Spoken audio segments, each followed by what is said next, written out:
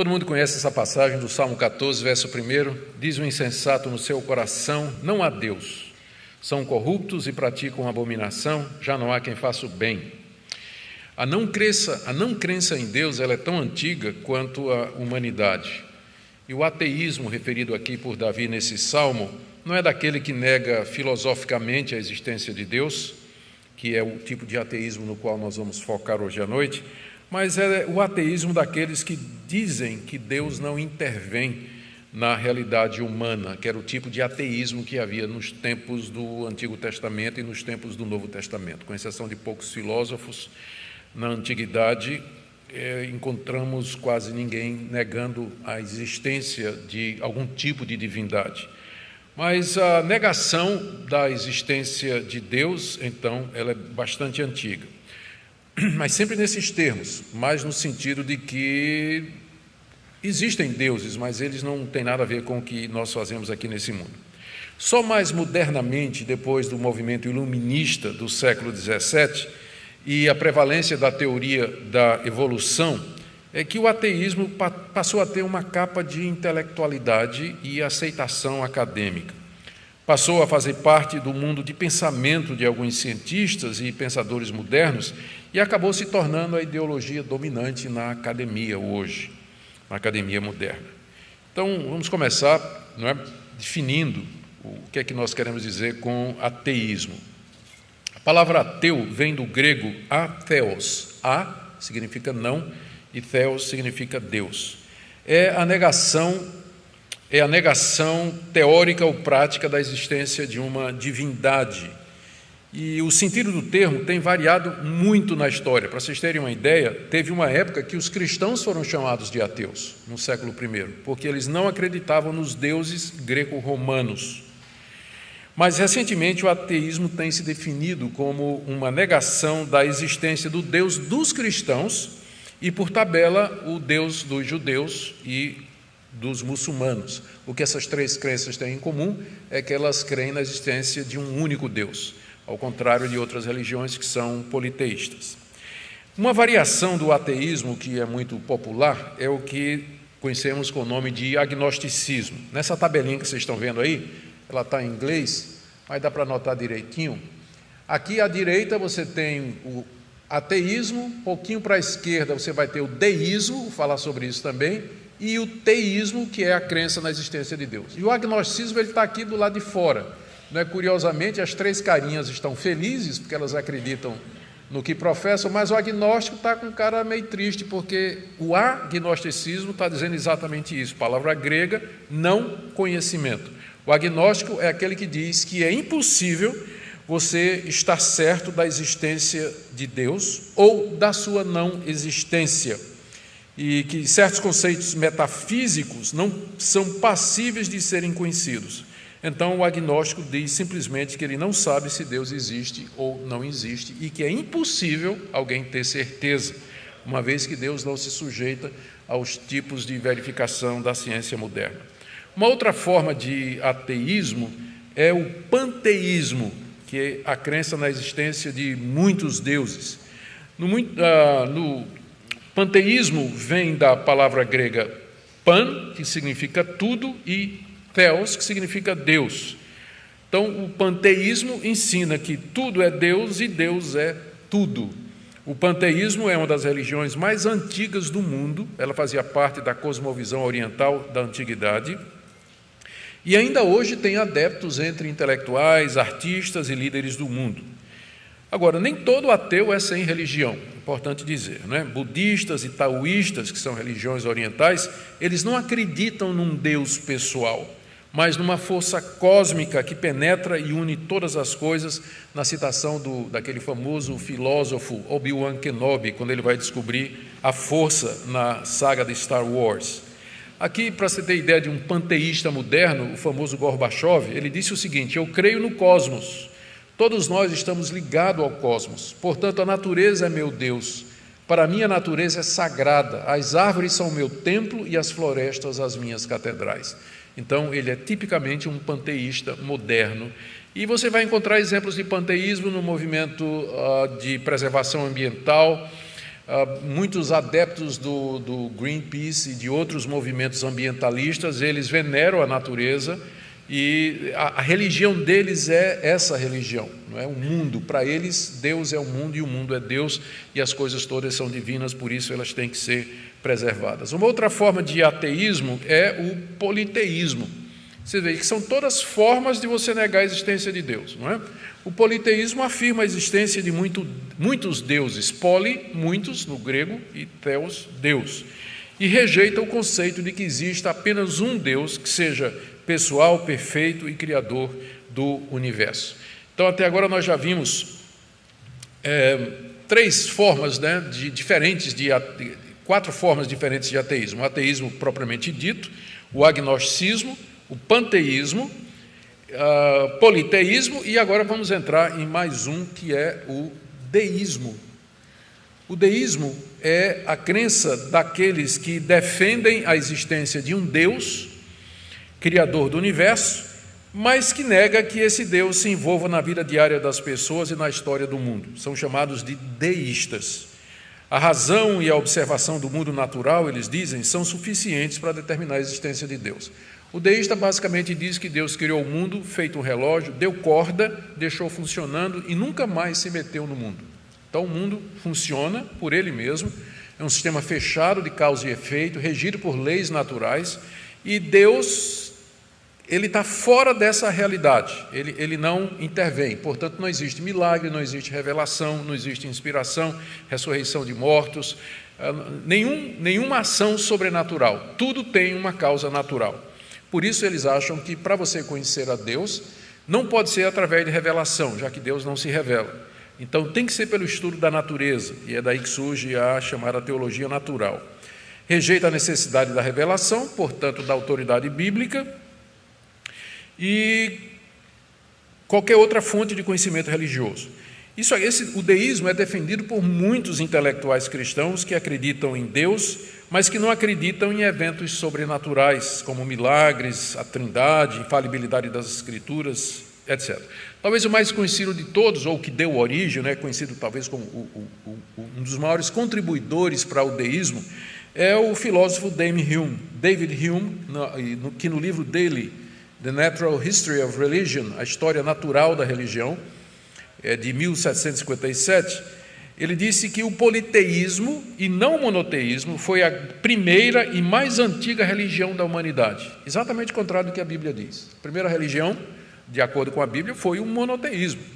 Um Deus pessoal criou o mundo, criou o homem à sua imagem e semelhança e se revelou a esse Deus. O politeísmo é uma depravação, a deturpação do monoteísmo. Já o Hume diz que não, no início as pessoas criaram deuses segundo a sua imaginação, e aí uma determinada religião que cria num Deus só, o monoteísmo, ela prevaleceu durante um período, ela acabou se tornando a religião dominante, mas começou politeísta e virou monoteísta. Ele diz também, e essa citação está aí na tela, a base da religião não é a razão, mas o medo do desconhecido. A principal religião da humanidade surge principalmente, está se referindo ao cristianismo, O cristianismo surge principalmente de um medo ansioso de eventos futuros, de poderes invisíveis, desconhecidos. Então, uma vez que não tem revelação, há um Deus, mas esse Deus não se revela. Nós temos o que temos é a natureza, e como a natureza é indecifrável, a gente não tem como conhecer o futuro, então nasceu essa religião, o cristianismo, onde ela inventa a existência de um Deus que conhece o futuro, que se revela, que fez milagres e assim por diante. Então, o deísmo é uma forma de ateísmo também. E vamos agora para mais uma forma, que eu vou chamando aqui de ateísmo prático. O ateísmo prático é o seguinte: muitos professam crer no Deus, mas vivem como se ele não existisse e não fizesse diferença. Aqui eu quero ler o trecho de uma entrevista concedida pelo pastor Ricardo Gondim, que é um dos mais bem conhecidos defensores do teísmo aberto em nosso país, entrevista dada à Carta Capital em abril de 2011. O repórter perguntou: o senhor enfrenta muita oposição dos seus colegas pastores? Ricardo Gondim: muita. Fui eleito o herege da vez. Entre outras coisas, porque advogo a tese de que a teologia de um Deus controlador da história não cabe mais. Pode ter cabido na era medieval, mas não hoje. O Deus em que creio não controla, mas ama. É incompatível a existência de um Deus controlador com a liberdade humana. Se Deus é bom e onipotente e coisas ruins acontecem, então há algo errado com esse pressuposto. Minha resposta é que Deus não está no controle. A favela, o córrego poluído, a tragédia, a guerra, não tem nada a ver com Deus. Concordo muito com Simone Weil, está aí na tela, uma judia convertida ao catolicismo durante a Segunda Guerra Mundial, quando diz que o mundo só é possível pela ausência de Deus. Vivemos como se Deus não existisse, porque só assim nos tornamos cidadãos responsáveis, nos humanizamos, lutamos pela vida e pelo bem. A visão de Deus como um Pai todo-poderoso que vai me proteger, poupar, socorrer e abrir portas é infantilizadora da vida. Então, esse é o pensamento desse conhecido teólogo brasileiro, que reflete o pensamento de muitos. Você acreditar num Deus que vai lhe socorrer, que vai lhe atender, que vai abrir portas, impede que você desenvolva todo o seu potencial humano, porque você vai ficar esperando que esse Deus faça alguma coisa. O Karl Marx tinha dito isso de outra maneira: a religião é o ópio do povo, porque deixa o povo satisfeito e não quer entrar na luta de classe para subverter a sociedade e obter os seus direitos. Então, esse pastor está dizendo exatamente a mesma coisa, baseado nas palavras dessa judia aí, que o mundo só é possível pela ausência de Deus. Se você levar Deus em conta, você não vai desenvolver sua plena humanidade. Você sempre vai estar esperando que Deus atenda, que Deus resolva seus problemas, que Deus socorra e por aí vai. Então, isso é o que a gente está chamando aqui de ateísmo na prática. Pessoas que professam ser cristãos, mas dizem que só o ateísmo de fato funciona no pleno desenvolvimento da humanidade e do seu potencial. Então, finalmente, vamos para o ateísmo propriamente dito. Isso tudo que eu falei são variações de ideologias, mas que, no fim, elas têm o mesmo ponto, não é?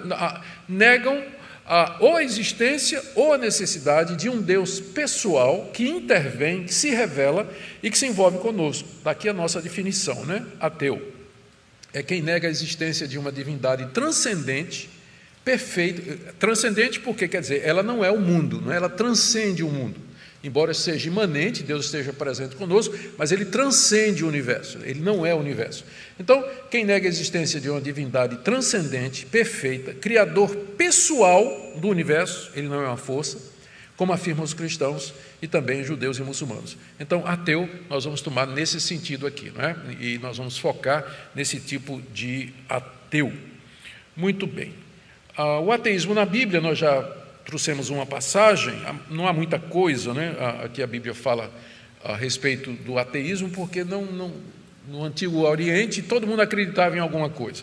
Mas a Bíblia traz algumas informações. Por exemplo, aquele salmo que eu li no começo, Salmo 14, primeiro, diz: o tolo no seu coração não há Deus. Para a Bíblia, negar a existência ou a atuação de Deus seria uma tolice, que parte do coração do homem.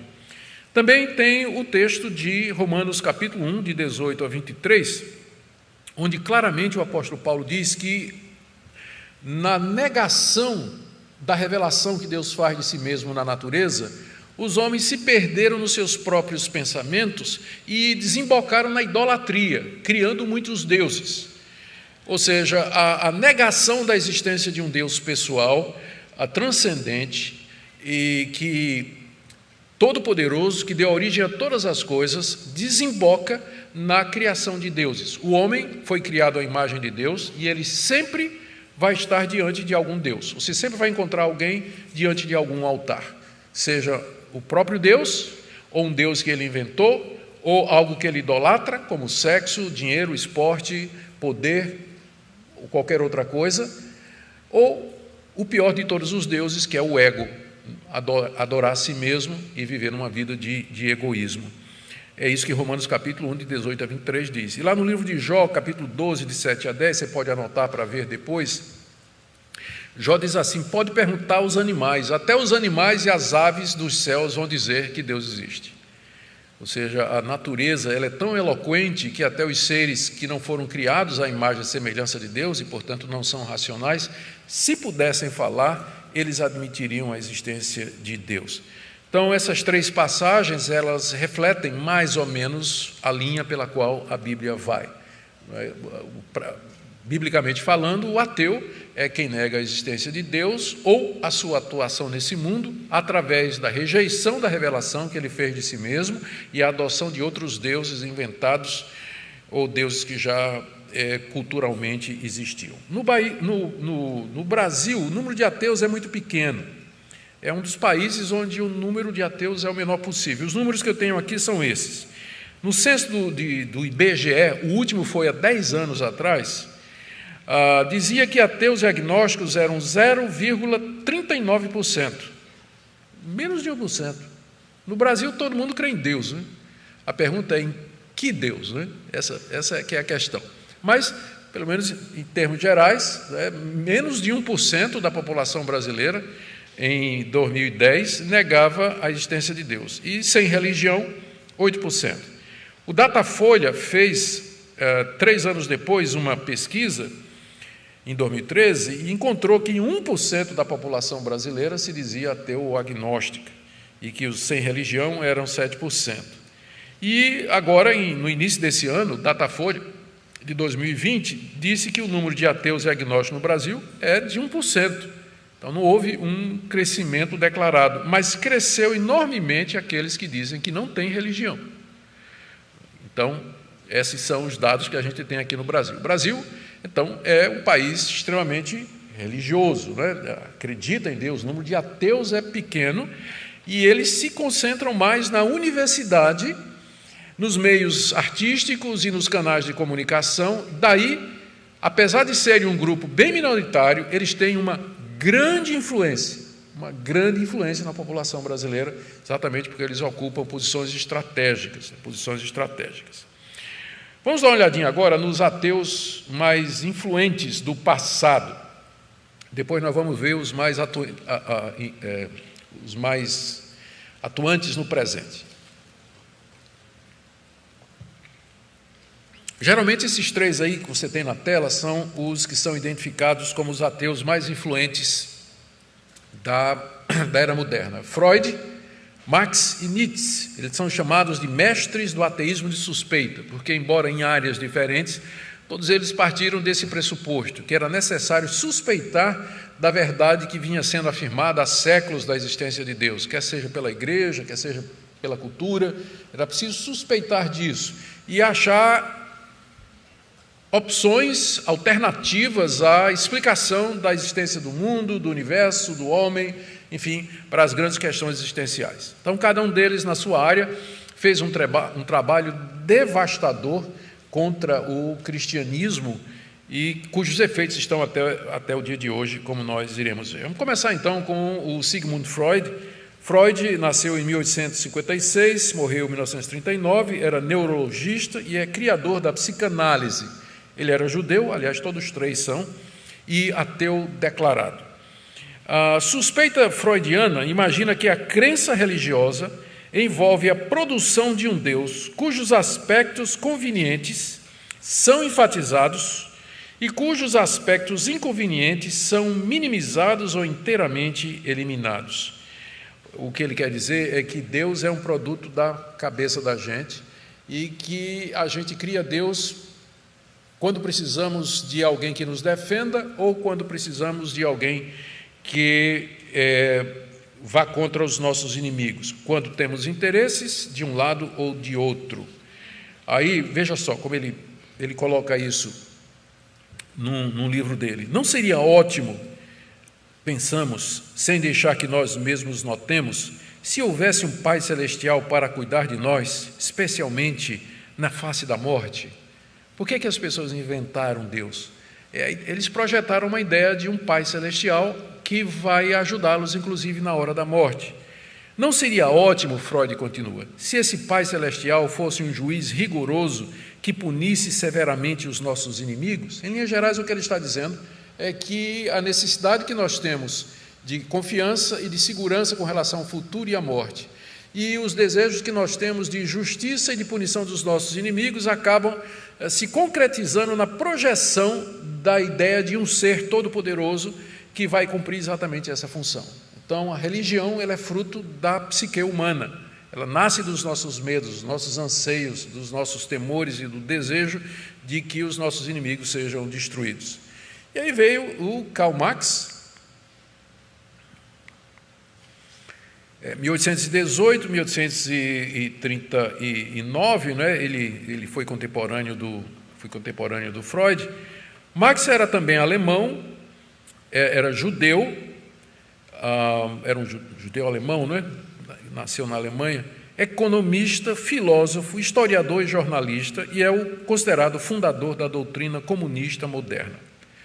Ele diz o seguinte: a maneira dominante pela qual as ideias religiosas funcionam como ideologia é fazer a forma atual de exploração, seja de escravos, servos ou trabalhadores assalariados, parecer divinamente ordenada, dessa maneira aliviando a consciência dos opressores. Ele diz que religião é coisa dos dominadores.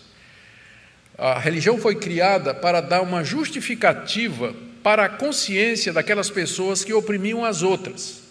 Então, cristianismo é a religião dos dominadores, daqueles que estão no topo da cadeia política, daqueles que abusam dos outros, exploram os outros, praticam injustiça social. A religião surge para justificar isso, a ideia de um Deus que promete consolo aos pobres, que promete que depois da morte eles terão a recompensa, que é Deus quem predestina uns para uma coisa e outros para outra, um Deus que cria o rico e que cria o pobre, e que, portanto, não adianta, você nasceu pobre, você nasceu escravo, essa é a vontade de Deus para a sua vida.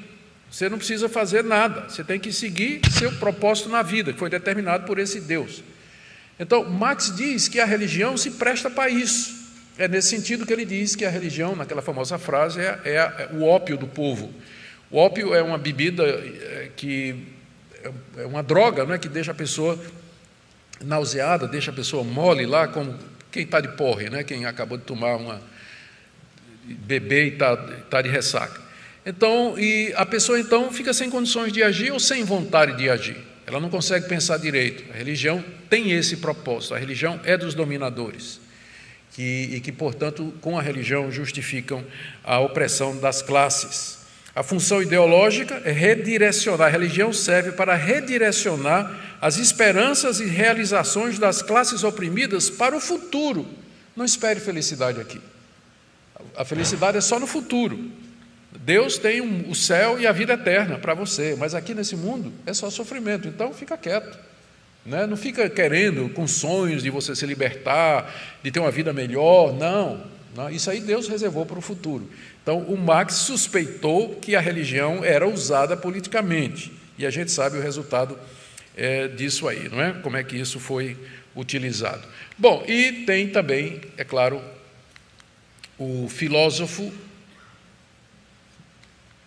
fui falar mal de Karl Marx, olha aí.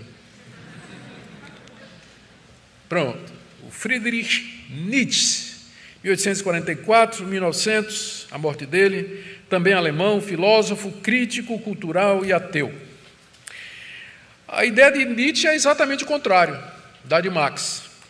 Ele diz que a religião teística, o cristianismo, tem sua origem na revolta dos escravos, isto é a ideologia dos escravos e não dos senhores, como Marx pretendia. O que alcança expressão na crença teísta é o ressentimento dos escravos contra os seus senhores, uma vez que os dominados e oprimidos não têm capacidade de expressar o seu ressentimento política, econômica ou militarmente, fazem moralmente, projetando um Deus que um dia vai ter um juízo final em que ele vai aniquilar e destruir todos os ímpios dominadores e todos os patrões e senhores que aqui nesse mundo a gente não consegue dominar. Não é curioso? Marx explica o cristianismo como sendo a religião dos opressores, mas Nietzsche diz que é a religião dos fracos, não é? É a religião dos pobres. É uma projeção futura de vingança e de justiça para aqueles pobres que não encontram a realização aqui nesse mundo. Bom, esses são os três. Estou passando muito rapidamente em cima do pensamento desses três, mas são considerados os três ateus mais influentes do mundo, cada um numa área, não é? O Freud na psicologia, o Marx na política e o Nietzsche na área de filosofia. E eles deixaram uma marca muito grande na sociedade moderna. O pensamento deles continua influenciando todas essas áreas. Eu creio que, de todos eles, o que mais tem influenciado atualmente é o pensamento marxista, né, que propõe uma revisão de toda a sociedade ou do cristianismo à luz desse pressuposto aqui. E eles deixaram seus discípulos. E aqui, então, eu quero falar agora definitivamente, dos 4 cavaleiros do novo ateísmo. Então, aí.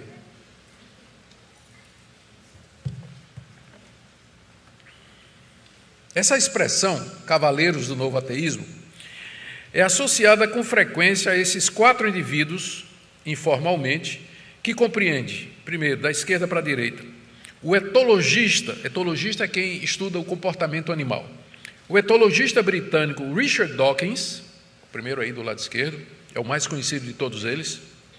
Em seguida, o filósofo norte-americano Daniel Dennett.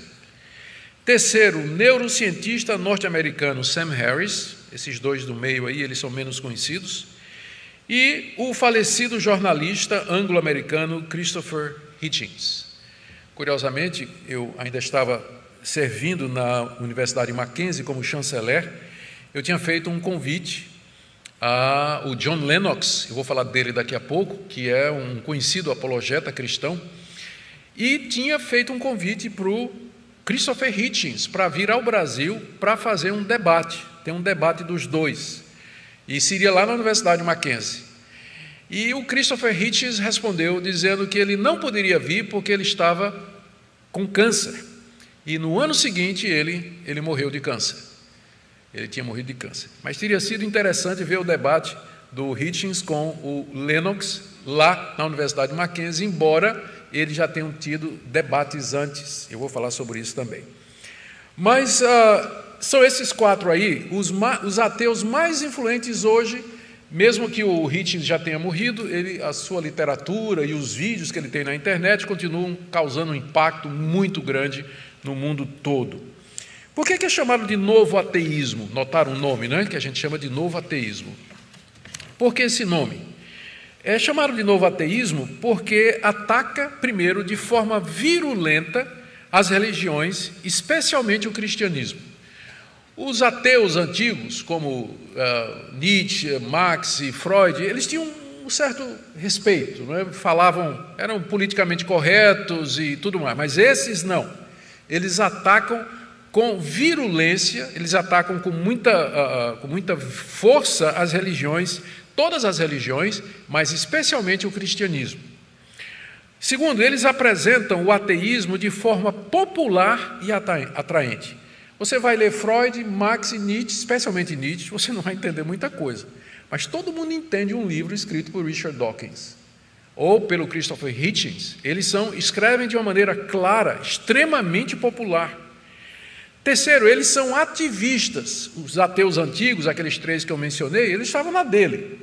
Mas esses 4, eles são militantes. A ideia deles é promover o ateísmo no mundo todo, e fazer proselitismo, converter as pessoas ao ateísmo, que não era exatamente o que desejavam aqueles outros, não estavam muito preocupados com isso, mas o novo ateísmo, ele é evangelista, né? Ele é evangelístico, ele quer converter as pessoas às suas ideias. E é chamado de novo ateísmo porque usa como fundamento especialmente o evolucionismo darwinista. Darwin poderia estar naquela lista dos 3 mais influentes, não é? Poderia ser os 4 mais influentes. Mas a influência de Darwin se verifica além do seu tempo, através desses 4 ateus que usam o darwinismo como fundamento disfarçado sob o nome de ciência.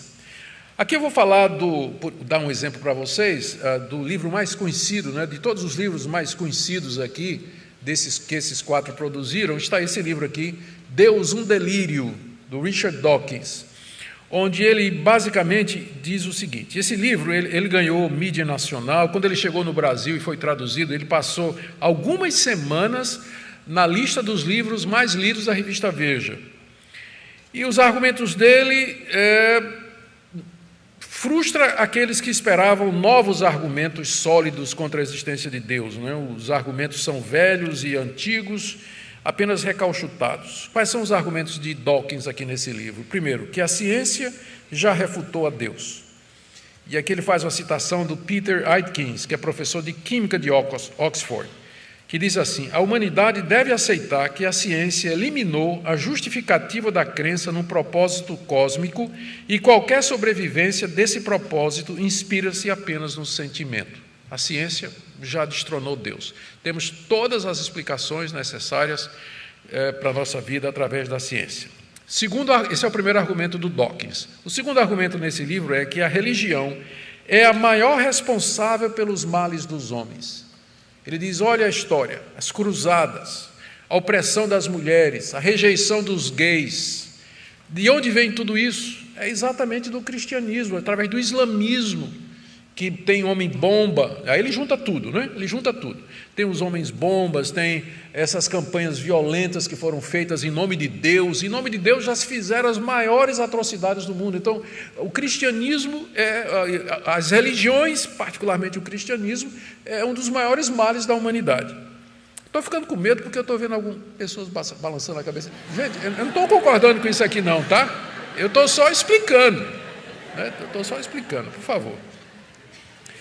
E o terceiro argumento dele é que, porque ele tem um problema, né? Se a religião ela é irracional, né? Já foi refutada, se a religião causou tantos males, como explicar 1% da população de um país de ateus?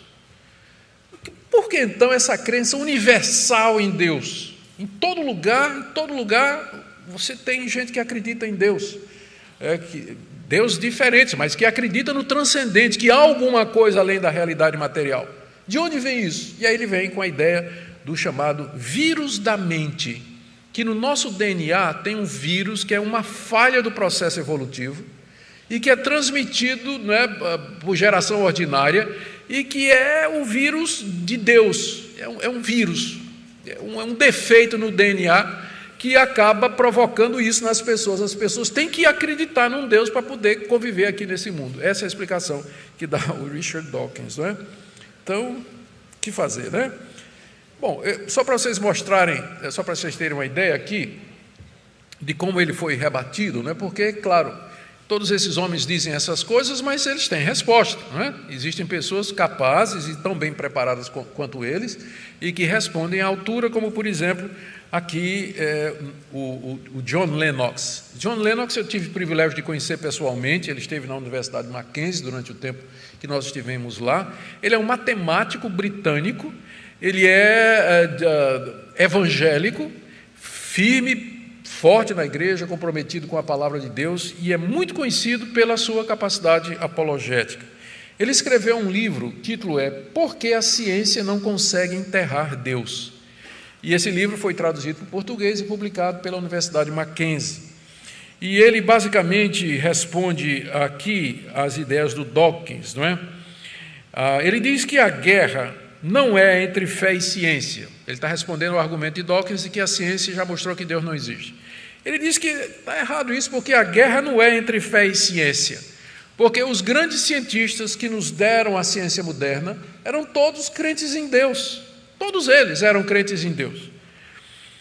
Mas a luta, na verdade, é entre duas cosmovisões diferentes. Por um lado, o teísmo, a crença na existência de um Deus, e por outro, não a ciência, mas o naturalismo materialista, uma visão de mundo onde não existe Deus, onde tudo se resume à matéria e que tudo é explicado através de leis naturais. São duas maneiras distintas de você olhar para a realidade. Então, o que está em jogo não é fé e ciência. Não é fé e ciência. Mas essas duas cosmovisões, o deísmo e o naturalismo materialista. Essa é a primeira coisa. A segunda que ele diz é que o escopo da ciência é o mundo natural e as leis físicas. A ciência tem limites, ela não pode especular sobre a metafísica. Metafísica trata de coisas além do alcance da verificação científica. ideias, conceitos como virtude, a existência de Deus, o futuro, a alma humana, tudo isso é metafísico. E a ciência não tem como se pronunciar sobre isso, porque a ciência se baseia em observação, em experimento, em repetição, em testes de hipóteses para que virem leis, e não tem como submeter, por exemplo, a existência de Deus à ciência. Então, nós temos que reconhecer que a ciência tem limite. Esses ateus, eles dizem que a ciência é a resposta para tudo. Ciência, ciência, ciência. Né? É a resposta para tudo. Só que a gente entende que a ciência ela tem limite. Ela não pode dar resposta às grandes questões metafísicas da experiência ou da existência humana. Outra coisa que o Lennox diz aqui, rebatendo Dawkins, é que a visão materialista, ateísta da ciência é reducionista. Ela reduz tudo à matéria, e ela não consegue explicar o que transcende isso, como, por exemplo, a mente, a autoconsciência. De onde vieram estas coisas? Só o materialismo não consegue explicar essas coisas. Outra coisa que o Lennox diz no livro é que as evidências mostram cada vez mais a existência de um design intencional no universo, a ponto do próprio Dawkins, Richard Dawkins, ele admite, de fato, existe um design no universo, existe um propósito. É óbvio que existe um propósito da maneira como as coisas funcionam, mas ele diz, mas esse propósito é apenas aparente. É apenas aparente. Mas a verdade é que o próprio Dawkins foi obrigado a reconhecer que existe design na natureza, existe um propósito no mundo. As coisas não são resultado do acaso, como o ateu tem que acreditar, uma vez que ele está baseado na teoria da evolução. Outro argumento aqui do Lennox é que o universo está finamente sintonizado para a existência humana. Esse é o argumento da sintonia fina, é bastante conhecido. Todo o universo está afinado de forma a permitir a vida humana. Se o Sol fosse mais quente, se a velocidade da rotação da Terra fosse maior, se a força da gravidade fosse um pouco maior ou menor, era impossível a existência da vida baseada a vida animal como nós a temos. Então, todos os parâmetros do universo, eles são tão finamente afinados que eles permitem a vida. Se destoar, acabaria com a vida na Terra. E de onde vem essa afinação? É a pergunta do Lennox. E, finalmente, ele diz que a teoria darwinista da evolução não consegue explicar as complexidades irredutíveis, a origem da vida, das informações do código genético e por aí vai, e ele traz uma série de contestações. O ponto aqui é que ele é tão cientista, o Lennox, tão cientista, tão bem preparado, quanto o Richard Dawkins. E dá alternativas, outras possibilidades para aquelas acusações que o Dawkins está fazendo. Não é? Aqui eu quero trazer um livro que eu li esse livro, fiz inclusive uma resenha alguns anos atrás, pode procurar que você encontra aí na internet. Esse livro foi escrito por Thomas Nagel, mas deixa eu chegar lá.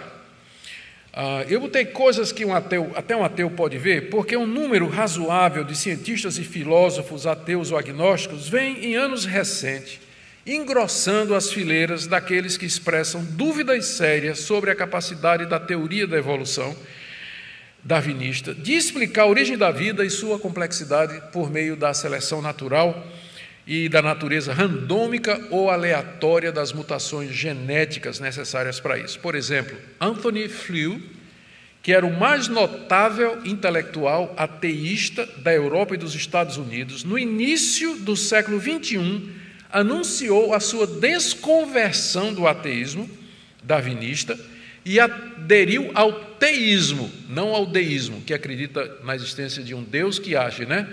O deísta é uma forma, acredita em Deus, mas não na presença de Deus no mundo. Mas ele negou, ele disse, não, eu acredito em alguma coisa, é impossível, não dá para explicar o mundo sem você crer em alguma coisa transcendente. Eu não sei o que é, mas eu não sou mais ateu. Eu creio que há alguma coisa que transcende, porque é impossível explicar o mundo, como, por exemplo, o propósito inteligente na natureza.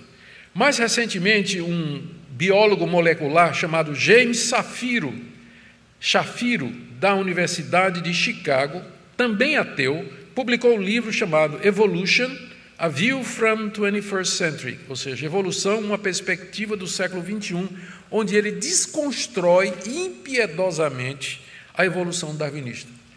E agora chega o Thomas Nagel, que é esse aí. Ele é professor de Filosofia e Direito da Universidade de Nova York, membro da Academia Americana de Artes e Ciência, ganhador de vários prêmios com seus livros sobre filosofia e ateu declarado. Ele escreveu esse livro, o título é, veja só, Mind and Cosmos, Mente e Cosmos, e com provocante subtítulo, Por que a concepção neodarwinista materialista da natureza é quase que certamente falsa?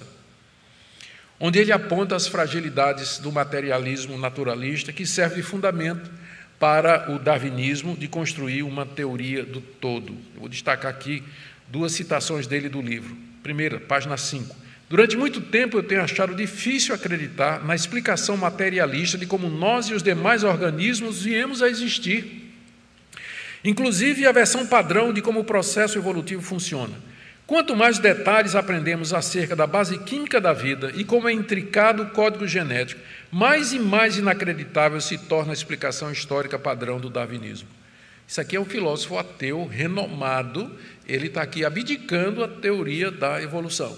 Ele está dizendo, não consegue explicar. A questão, eu vou trocar em miúdos aqui, porque não vou ter tempo de fazer todas as citações. O ponto dele é o seguinte, o título do livro é Mente e Cosmos,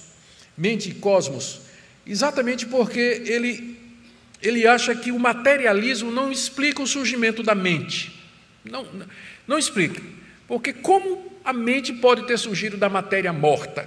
Como é que pode ter surgido? A consciência, o pensamento, a arte de pensar, de avaliar, de sentir, de se expressar, de conhecer, de criar, imaginar, como é que isso pode ter vindo da matéria? Então ele diz, a explicação darwinista de que a mente é resultado do longo processo evolutivo tem dois problemas. Primeiro, que se a mente então é o resultado de um longo processo evolucionário, onde a lei é a sobrevivência do mais esperto, como é que eu vou poder confiar na mente? Ela sobreviveu exatamente porque era mais esperta. Então eu nunca vou poder confiar nela, porque ela não está comprometida com a verdade, ela está comprometida com a sobrevivência. Então, se a mente é resultado desse processo, ele diz inclusive isso, que a teoria da evolução, ela tira a base do nosso conhecimento. Como é que nós vamos poder agora ter confiança de que nós sabemos alguma coisa? Se o órgão que cuida disso é exatamente o mais esperto. Então, meio que puxa o tapete, da teoria da evolução da mente. Então, aí ele vai chegar na conclusão dele. Ele não se tornou cristão, ele simplesmente disse o seguinte, a solução para explicar o mistério da mente só pode ser um. Eu creio que a matéria é eterna. Como todo ateu tem que acreditar, não é? Já que não crê no início, então tem que acreditar que a matéria é eterna. E aí você vê que no final é tudo uma questão de fé. Ele crê que a matéria é eterna e eu prefiro crer que existe um Deus que é eterno. Então, no final é matéria de fé mesmo. Então ele diz, eu creio não somente que a matéria é eterna, mas que a mente é eterna também. A mente é eterna. Os dois existem eternamente. Aí precisa mais fé do que para acreditar no cristianismo, não é? Aí realmente... Mas ele percebeu, por isso que o título do slide aí é coisas... Eita, avançou. Coisas que até um ateu pode ver. Até um ateu pode ver que não tem como explicar o surgimento da mente a partir do materialismo, por todas essas razões que o próprio Nagel colocou aqui. Eu vou colocar mais uma... Tem um outro rebatedor aqui do Dawkins, muito conhecido, que é o Alistair McGrath. Alistair McGrath é cristão. É interessante a história do McGrath, não a história, mas a preparação dele, o background dele. O McGrath, ele estudou na mesma universidade do Richard Dawkins, no mesmo curso, fizeram biologia na Universidade de Oxford, e eram amigos de sala de aula. O Dawkins se tornou ateu e o McGrath se tornou cristão comprometido com a verdade, anglicano, participante da sua igreja, crente praticante e tudo mais. E escreveu uma resposta, lembra do livro de Dawkins, Deus, um delírio? Ele escreveu um livro, O Delírio de Dawkins. E nesse livro ele arrebenta com com o Dawkins. Ele diz basicamente isso: ciência e ateísmo não são sinônimos. Muitos cientistas de renome são teístas. E é verdade. Muitos cientistas de renome hoje, inclusive ganhadores de prêmio Nobel, eles são crentes em Jesus Cristo. Segundo, não há evidência científica de que exista esse gene religioso ou vírus da mente. Isso aí é uma hipótese de Dawkins. Não tem comprovação genética, biológica, científica de que existe um gene religioso que faz com que as pessoas sejam religiosas. Terceiro, o Deus que Dawkins retrata não existe e é uma caricatura, porque o que é que o Dawkins faz quando ele diz que a religião é o maior de todos os males? É porque ele diz que a religião, especialmente o cristianismo, acredita num Deus masoquista, que manda matar mulheres e crianças, um Deus vingativo, que manda matar o seu próprio filho para satisfazer sua ira e tudo mais, ou seja, ele faz uma caricatura do Deus cristão. E aí, então, diz que todo mundo que é cristão, no fundo, acaba sendo desse mesmo jeito, daí o cristianismo ser o pior de todos os males. Aí o Alistair McGrath dá aquela que é a melhor resposta para esse tipo de argumento. Regimes ateístas e socialistas promoveram a violência e a morte de milhões de pessoas, muito mais que as religiões da violência. Vamos tomar, por exemplo, o islamismo, que mesmo dizendo que não, acaba sendo ligado a uma série de movimentos de natureza violenta ou terrorista. Se você somar as vítimas do islamismo ou das cruzadas cristãs, que aconteceram no início da Idade Média, não chega a 1/4 da quantidade de pessoas que morreram nos regimes socialistas ateístas, como, por exemplo, sob o ditador Pol Pot no Vietnã, ou na Coreia do Norte, ou na China, ou na Rússia, onde Stalin mandou matar milhões, ou no regime nazista, que dizia que não era ateu, mas no fim era. Não é? Tinha uma religião lá, mas no fim era ateísmo mesmo. Então, quem causou mais mal ao mundo foi o ateísmo. Foram os regimes ateístas que mataram, perseguiram opositores, torturaram, mataram, muito mais do que atribuído às cruzadas cristãs e às loucuras aí dos terroristas islâmicos. Essa é a resposta do Dawkins, que é a resposta padrão que a gente dá quando alguém diz que cruzada cristã, as cruzadas que mataram não sei quantos milhares, sim, mas vamos ver lá na Rússia. Vamos ver lá na China, vamos ver lá no Vietnã, vamos ver na Coreia do Norte. Vamos ver quem matou mais gente, se foi o regime ateísta ou se foi o regime cristão. Bom, essa aí é a resposta do McGrath. Eu estou caminhando aqui para essa curiosidade. Esse livro que eu também li, com muito deleite, A Ira contra Deus, foi escrito pelo Peter Hitchens, que é o irmão crente do ateu Christopher Hitchens. Ironia. E a história deles é curiosa. O subtítulo desse livro aí, Ira contra Deus, é Como o Ateísmo me levou à fé. Como o Ateísmo me levou à fé. Publicado em 2010 pela Zondervan. Eu não sei se está traduzido em português. O que aconteceu? Os dois foram criados na igreja, mas com 14 anos de idade perderam a fé em Deus, e comemorado isso, queimando a Bíblia King James no quintal da casa deles. E eles eram da igreja anglicana, frequentavam os cultos, mas aos 15 anos de idade eles assumiram o ateísmo. E eles seguiram, ambos se tornaram jornalistas, e famosos e tudo. Só que o Peter Hitchens, ele foi ser correspondente de guerra. E ele cobriu algumas guerras que tinham acontecido na Europa, algumas guerras que aconteceram na África, e ele também foi para a Rússia. Onde ele serviu como correspondente durante alguns anos. O Peter, nesse livro, ele atribui seu retorno à fé a alguns fatores. Primeiro, sua experiência na Rússia, durante 5 anos, onde ele viu a frieza, dureza, desconfiança, rudeza e desumanidade da cultura e civilização da Rússia ateísta, bem como o fracasso do socialismo ateu, que o levou a comparar com a civilização cristã que ele tinha experimentado na sua infância e mocidade lá na Inglaterra.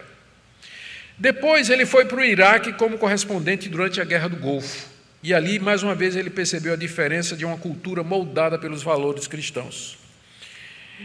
E como é que ele se converteu? Estou pulando aqui uma série de coisas que a biografia dele é muito interessante. O evento decisivo para a conversão do Peter aconteceu uma vez que ele estava viajando pelo interior da França com uma namorada e visitaram uma igreja do século XVI, onde uma pintura famosa de um escritor, de um pintor holandês chamado Rogier van der Weyden. O título é O Último Julgamento. E quando ele contempla o quadro em que os ímpios, em horror, caminham para o inferno em chamas, ele foi abalado por um medo incompreensível de que, se houvesse realmente um Deus e um inferno, ele seria um dos condenados a passar a eternidade ali. Ele saiu dali abalado e começou a perder sua fé humanista no mundo sem Deus.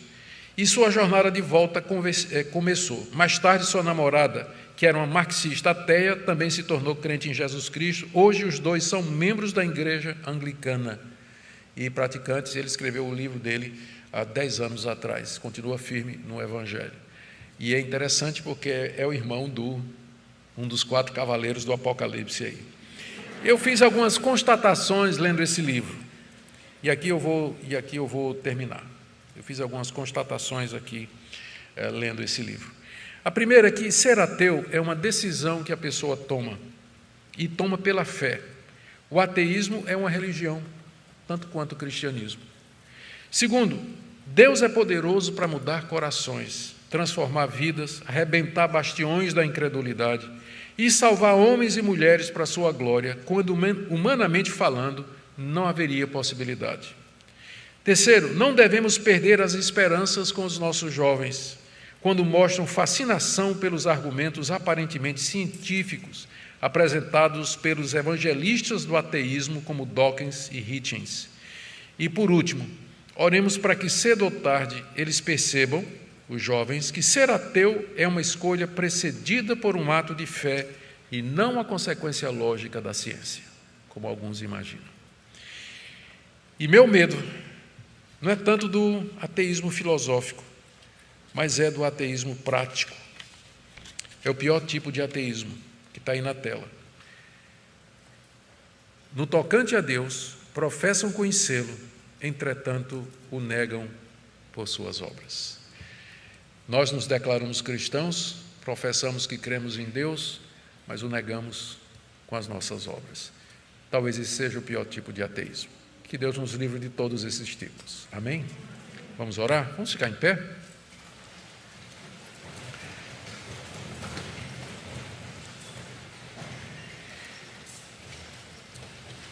Te damos graças, ó Deus, pela dádiva da fé. Te damos graças que podemos crer, porque nós percebemos que sem a Tua soberana graça, crer seria impossível. A tendência do nosso coração, a inclinação para a religião natural, para explicações racionais, aliás, racionalistas, é tão grande, Senhor. A incredulidade e as trevas do nosso coração são tão profundos, que se não for o Senhor irrompendo com a luz do Evangelho, nós jamais poderíamos crer em Ti e no Senhor Jesus. Nós oramos por aqueles que têm sido influenciados de alguma maneira por essas ideias. Que o Senhor os ajude a ver com clareza e perceber a fraqueza desses argumentos e ajuda-os a firmá-los na fé em Cristo Jesus. Oramos especialmente pelos jovens que estão na faculdade, submetidos ao ensino de professores ateus, materialistas. Oramos que o Senhor os ajude a ficar firmes. É o que nós pedimos em nome de Jesus. Amém. Muito obrigado, pessoal. Deus abençoe. Pode ser.